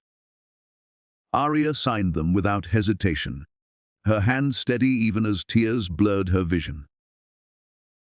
You're amazing, Brooks said, looking at her with something like awe. What you've done, there aren't words. Just love him. That's all I need. 3 days later, Aria was released from the hospital. She said goodbye to the baby, to Thomas Brooks Sterling, named for Brooks' father and carrying hope for a better legacy. She said goodbye to Clementine, who promised to send one photo, just one, so Aria would know he was happy. And she said goodbye to Brooks, who handed her an envelope. The trust fund, and something extra. You gave us everything. This is just, it's nothing compared to what you gave. Aria didn't open it until she was back in Boston, in her apartment that felt both familiar and strange. Inside was a check for $500,000 and a handwritten note. Aria, you taught us that family is what you build, not what you're born into. You gave us a son. You gave us hope. You gave us the courage to stand up to the person we feared most. Whatever you do with your life from here, know that you changed ours forever. With eternal gratitude and respect, Brooks, Clementine, and Thomas. Aria put the note in a drawer along with a single ultrasound photo she'd kept. Someday, maybe, she'd tell her own children about this. About the year she carried someone else's baby and learned that love had nothing to do with biology and everything to do with choice. But for now, she had her own life to rebuild, her nursing license to restore, her mother to take care of, fully recovered now, cancer-free, proud of her daughter in ways that made Aria cry. 1 year later, Aria was working the night shift at Beacon Hill General when she saw them. Brooks and Clementine, walking through the main entrance with a stroller. Thomas was over a year old now, chubby, cheeked and laughing at everything. Aria ducked into a supply closet. She wasn't ready. Didn't know if she'd ever be ready. But then she heard footsteps stop outside the door. A gentle knock. Aria, Clementine's voice. I know you're in there. I saw you. Please, just for a minute. Aria opened the door.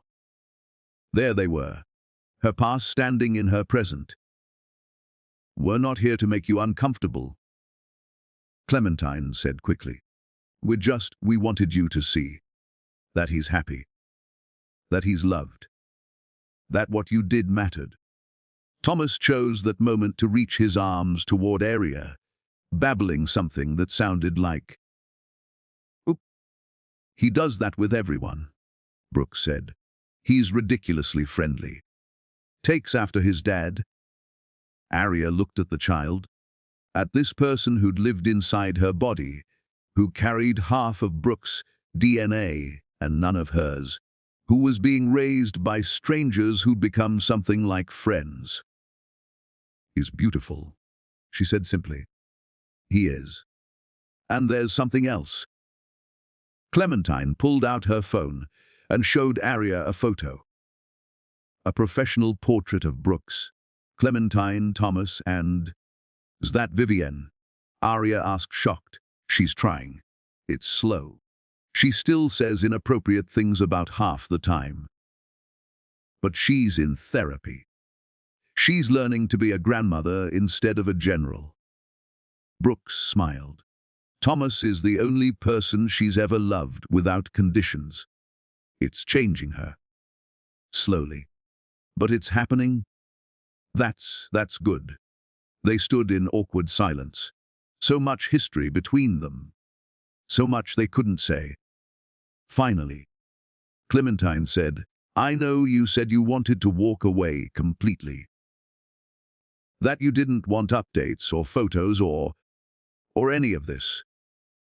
But I wanted you to know that there's a college fund in Thomas' name, with your name listed as the benefactor. So, when he's old enough, he'll know that someone brave gave him the gift of life, someone who expected nothing in return. Aria's vision blurred. Thank you. No, thank you for everything. For all of it. They left. and Aria watched them disappear down the hallway, a family she'd helped create, walking toward a future she'd never be part of. And that was okay, because she'd learned something in that year, of carrying someone else's child, of fighting someone else's battles, of choosing courage over comfort again and again. She'd learned that the most powerful thing a person can do is give something away. Not because you expect anything back, but because the giving itself is the gift. 6 months later, Aria started nursing school for her master's degree. She specialized in reproductive health and infertility counseling. She helped dozens of families navigate the impossible choices she once faced. She never forgot Thomas, but she also never regretted walking away. Because sometimes love means knowing when to hold on, and sometimes it means knowing when to let go. And in the end, Aria Vance learned to do both. Epilogue. 5 years later, on Thomas's 5th birthday, a letter arrived at Aria's new practice. Inside was a photo of a smiling boy holding a birthday cake, and a note in child's handwriting that said, "Thank you for helping me get born. Love. Tommy." Clementine had added underneath, "I asked about you today. We told him the truth, that you were the bravest woman we'd ever known. He wanted you to have this. We hope you're happy, Aria. Because of you, we are. See." Aria framed the photo and hung it in her office, a reminder that some stories don't have simple endings. They have transformations, and sometimes the people who change the most are the ones brave enough to sacrifice everything for love.